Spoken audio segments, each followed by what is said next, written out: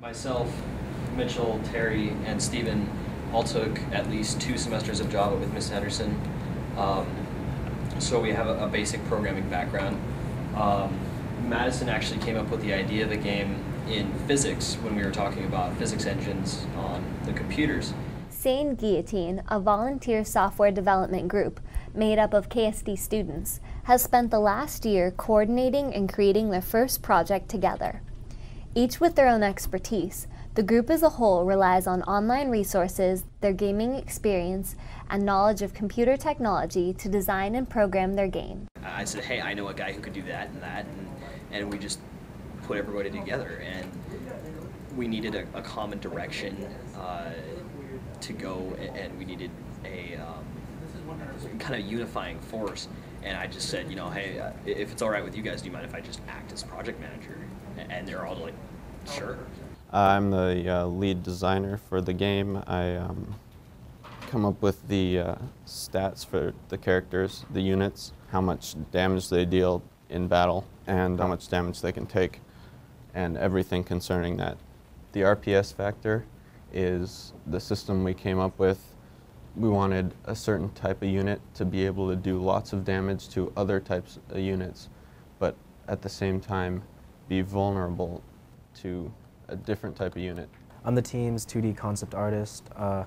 During meetings, we'll make it clear what that week or that 2 weeks we need to improve on, or what we want to be done before the next meeting. And visually, I need to come up with what the new things in the game need to look like. I come in, I design the levels, I create the fiction behind the levels, I create the fiction behind the units. Pretty much anything that can possibly be involved in the game, I have to make up why it's there. And then pretty much create the land it walks on or flies over. I have to design what's in it, plus where the units start at and how many units there are.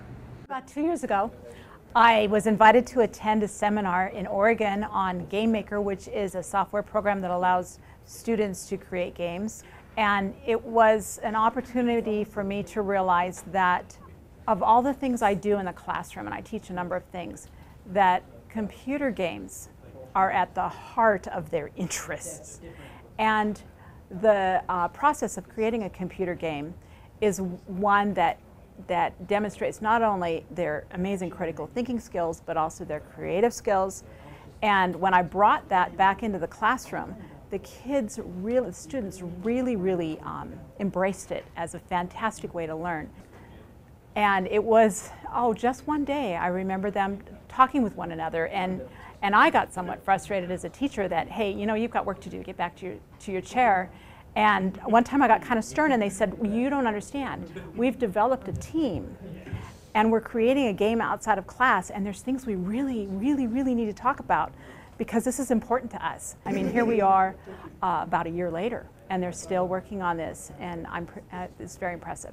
I'm the 2D artist in the game. I make all the characters. Later I'll be making all the objects like boxes, some buildings, cars, just, you know, extraneous stuff around the map. This is what I have so far. I just have a rifleman and a rocket launcher guy.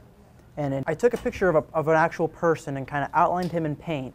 And then, you know, got rid of all the colors so it's just a black outline. And then I made it really small. And then I outlined it one more time, and then I got the body. Terry decided to do a little work on XNA Game Studio, which is a Microsoft product that's fairly new. And he started using that to accomplish this game that they were going to create. So they transferred their GameMaker knowledge into something much more sophisticated. I really like it because it's a real programming environment. It's not you know, they don't do everything for you like a lot of the other programs that you find for like aspiring game developers do.